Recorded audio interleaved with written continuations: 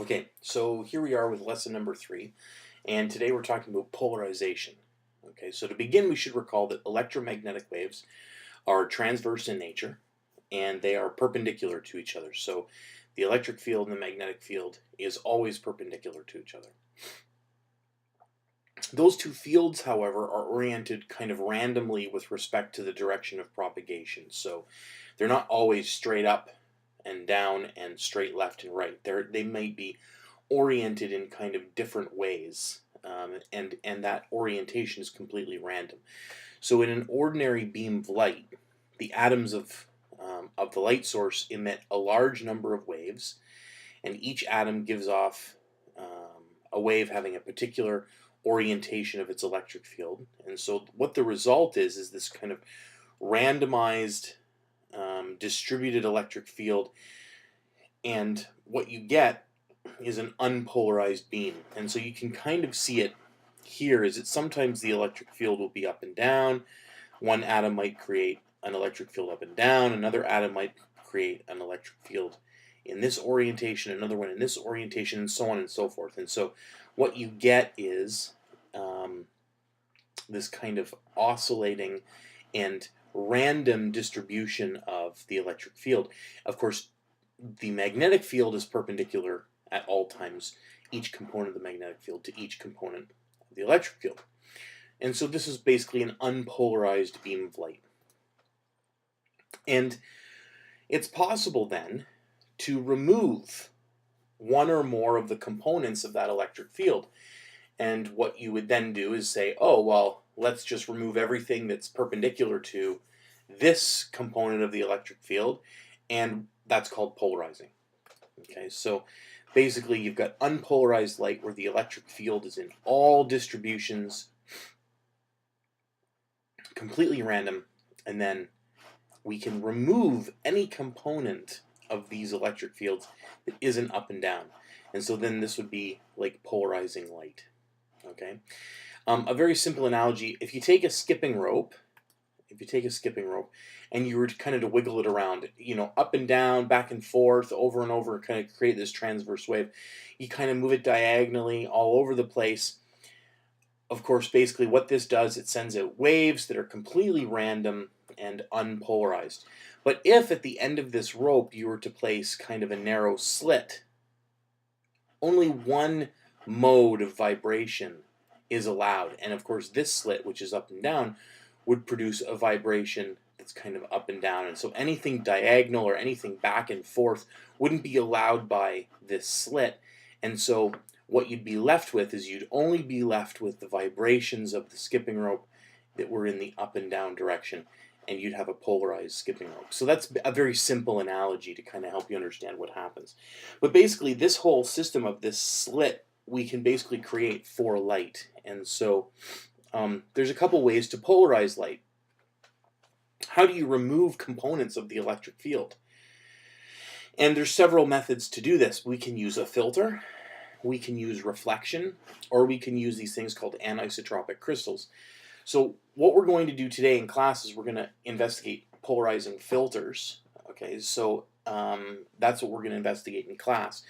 But of course, in this lesson, but of course the method of reflection and the method of anisotropic crystals are kind of left for you to read on your own in your textbook.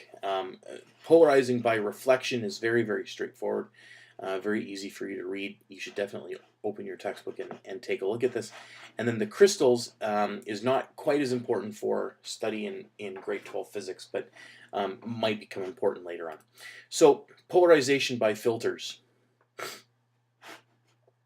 A Polaroid is the name of basically a sheet of clear plastic that has these tiny crystals of an iodine compound.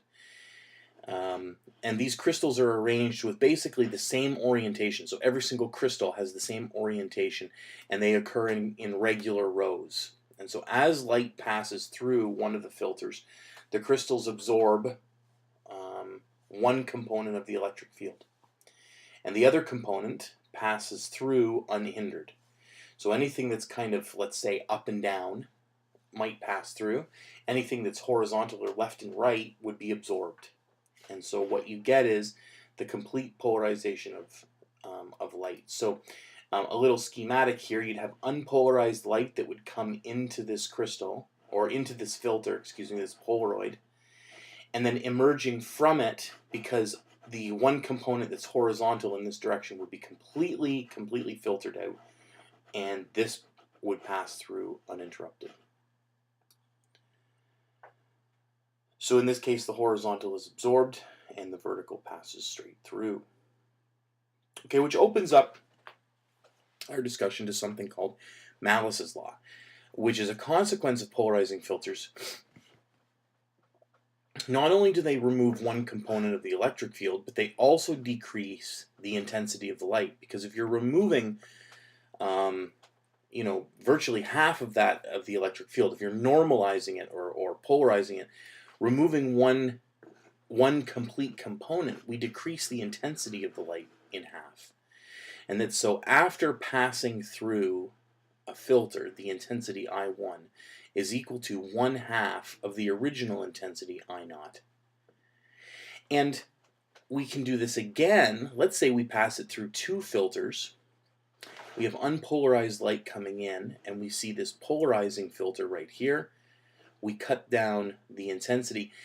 A second filter is called an analyzer, which basically rotates the light. And so this, we could say, is polarized and it's oriented. And so this right here opens up a second equation, which really is Malice's law. Okay, and it's basically the polarizer is the first filter. The rotation of this filter does not affect the intensity. The emerging intensity is always 0.5 times the incoming intensity. The analyzer, which is the second filter, determines basically the plane of polarization. So it rotates the polarization and determines the plane of polarization. But of course, this has an effect that's basically dependent on the rotation. And so if the rotation is such that it completely cancels out the other component, then the intensity could be 0.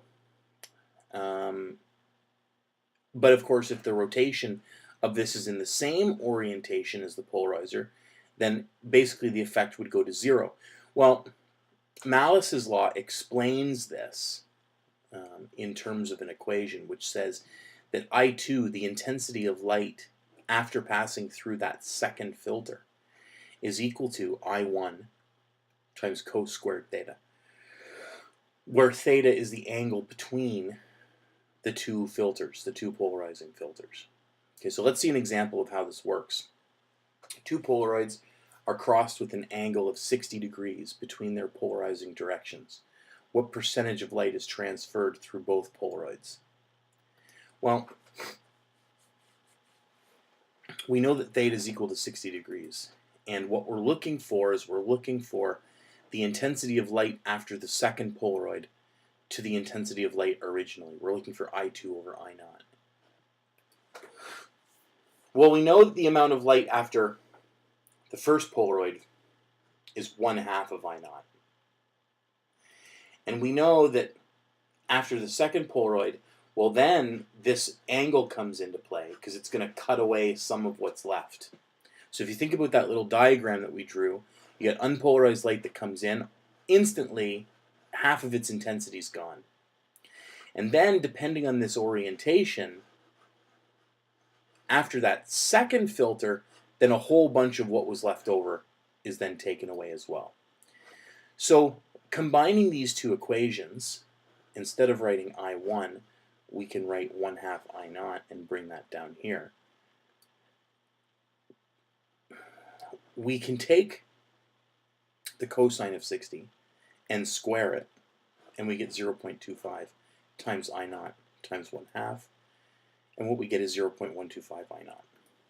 And so really, what's left, what percentage of light is transmitted? Well, you get about 12.5% transmitted through. And that's Malice's law, and that's kind of how we're going to deal with Polaroids. We're going to do a really neat lab, a little lab experiment in class with Malice's law, and lots of demonstrations. But that's really how we work it. Remember, It's very important. Read about the method of reflection, polarization by reflection, and also read about the anisotropic crystals.